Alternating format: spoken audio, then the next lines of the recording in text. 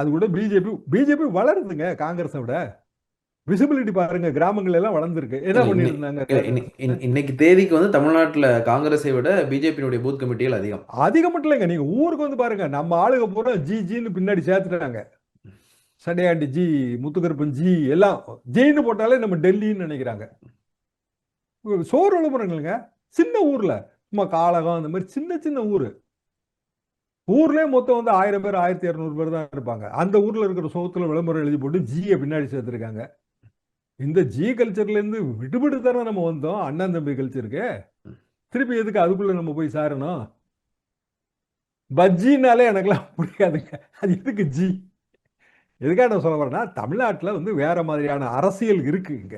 அது ஒரு 100 120 வருஷம் அரசியல் பாரம்பரியம். அந்த அரசியல் பாரம்பரியத்தை வந்து மடைமாற்றுவது, திசை மாற்றுவது, காலப்போக்கில் ஒழிச்சு கட்டுறது, இதுதாங்க நோக்கம். இப்போ மம்தா வந்து ஸ்டாண்ட் எடுக்கிறாங்க. என்ன ஸ்டாண்ட் எடுக்கிறாங்க? அவங்க வரல, பிரச்சனைகள் நிறைய இருக்கு. 3 வாட்டி ஆன்டி இன்குமென்சி நிச்சயமா நிறைய இருக்கும்.